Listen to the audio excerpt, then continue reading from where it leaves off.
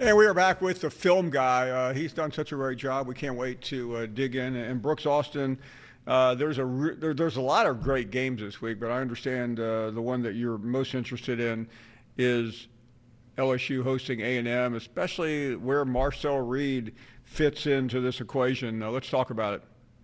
Yeah, Paul, I don't think enough people are talking about this Texas A&M offense in particularly and what they can do on the ground and the conflicts that it's creating, particularly in the explosive natured end in their passing department. Let's take a look at it.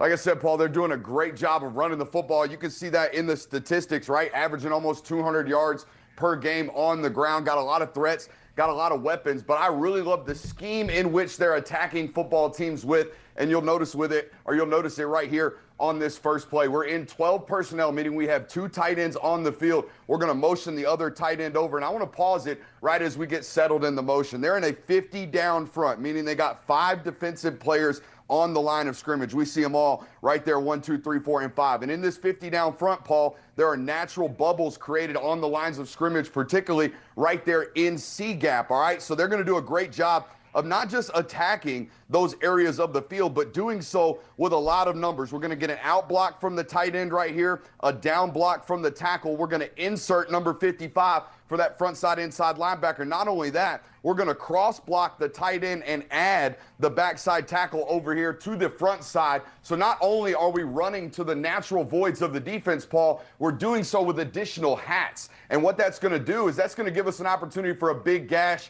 and put us ultimately one-on-one with the safety right there. E.J. Smith doing a good job of finishing that run off with elite physicality. Same similar concept right here, but doing it with a different look. When we put the back to the right of the quarterback, inherently the defense is going to set its strength cross face of the back, meaning opposite of the back, because most football teams are running with the motion, right? With the option of the back on the right running towards the left. So Arkansas has its defensive strength set over here. We have a 3 technique, an in, an outside linebacker, and we have, again, a natural bubble over here in B gap. Texas A&M doing a really, really good job of attacking that natural void in the defense yet again with what we call a same side run right here with the back. Tackle doing a great job getting up to the outside line or the inside linebacker. And again, we're one-on-one with the safety. And this is our job as an offensive coordinating staff and as an offensive line, guys, is to get our running backs one-on-one with the safety. It's the running back's job to take care of that guy, make him miss. E.J. Smith doing a great job there,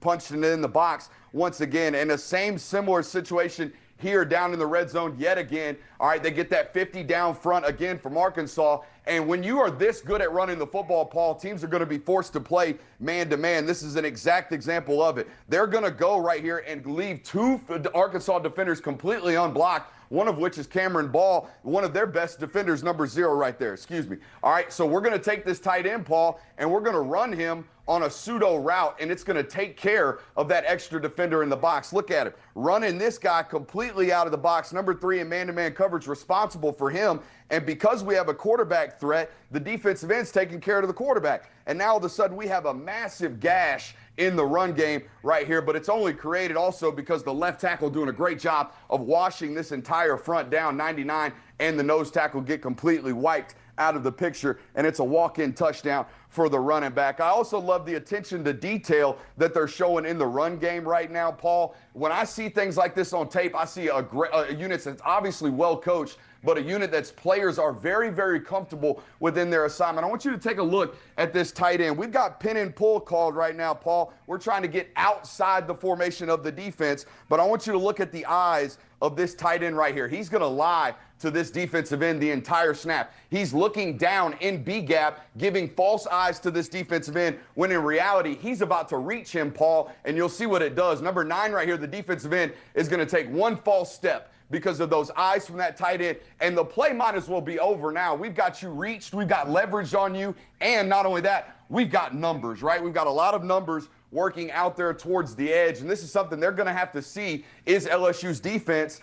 They've seen it 2 weeks in a row, once against Vandy, this quarterback Jet Reed. They're going to see it again this week from A&M. A&M doing an elite job of getting their ball carriers touches like this. Casey Concepcion, Mario Craver, Jerry Bussey, all these guys are elite ball or runners after the catch or after the carry, Paul, doing a tremendous job. And when you are this great at running the football, you're going to create a sense of being overcommitted to the run. I want you to take a look at this picture from Arkansas's defense. One high safety inevitable because they're in two tight ends, right? We have to be committed to the box. They're running it 200 yards a game. They're running it down our throat most of this football game. We give one play action read and look at all of these eyes and attention to detail and people committed to stopping that run. We're ultimately going to be able to create a massive chunk play off of this and almost like a pitch and catch handoff for Marcel Reed, and it's a 30-yard explosive for the young quarterback. It can't get any simpler than this right here. And again, it's only created due to a consistent commitment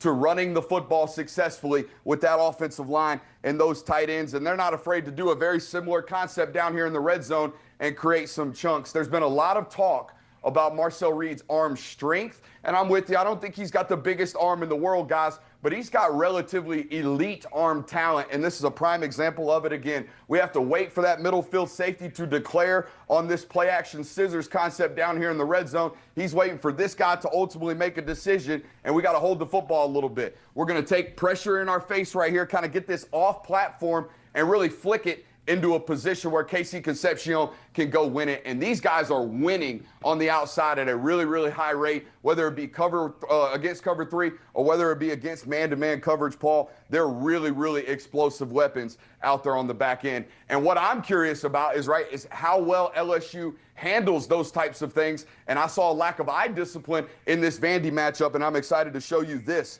as well, okay? Because they're going to see very similar concepts this weekend, all right, from A&M that they struggled with, in my opinion, last week against Vandy. This is the same similar concept right here, at least in terms of personnel packaging. We've got two tight ends on the field. We've been running the football successfully. You are heavily committed to the box. We're going to give you a play action look and really test the eye discipline of your defense. And if you fail in these situations with regards to eye discipline, we're going to have a wide open option in an explosive opportunity early on in the football game. You'll see right here the play action fake takes the eyes of not only this linebacker who's got to fit in the run, but number 33, who is likely supposed to take the tight end in these pass responsibilities. The tight end slips late, runs right behind 33, who thinks he's adding into the equation there, the young Weeks brother, and then boom, we're getting hit with an explosive. Just a few plays later, all right, we get this very similar jet quarterback read, right? We just showed you this from A&M, getting their weapons, the ball in space, out on the edge, and I think LSU is tremendously out-leveraged on this play right here, guys, and you'll see it from the tight. There's an old adage in football, if he's even, he's leaving. We've heard that in coverage all the time. Same thing with regards to leveraging the jet. If we're even and flat-footed right now against a football player that's in full speed motion going in jet, we are beat. If he is even, he is leaving away from us. We are absolutely out-leveraged. But here's the other fear about this for me with regards to LSU. I think we're misproperly fitted on the quarterback power there as well. So we got some bad run fits right there on the jet. And as well, hey, getting overcommitted, playing cover zero. Everybody's playing cover zero down here in the red zone, committing to stopping the run. My problem is not only did we leave one tight end naked in the end zone, we left two running back there on the back end line. So eye discipline really getting tested and really failing the responsibilities in this Vanderbilt football game. And ultimately, Paul, I think the main problem for me, all right, for LSU's defense is I just think they get left on the field too long. I think they get left on the field too long. The time of possession gets ultimately tilted on these guys.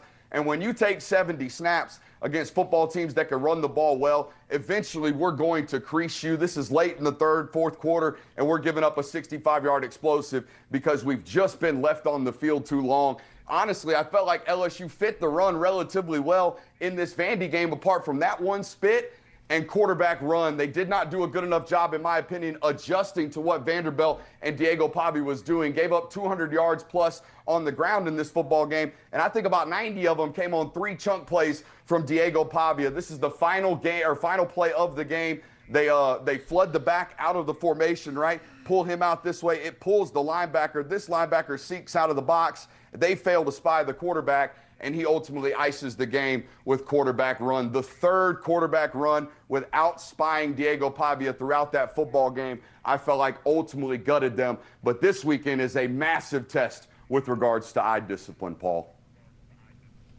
Oh, wow. Such a great conversation, Brooks. Many thanks. The film guy giving us the breakdown on one of the biggest games of the weekend, if not the biggest in the SEC. We'll talk to you soon, Brooks. Thank you very, very much as we head to the break right now. I feel so much smarter after that. I wouldn't want to be given a pop quiz, though. We'll take a break. More to come right after this.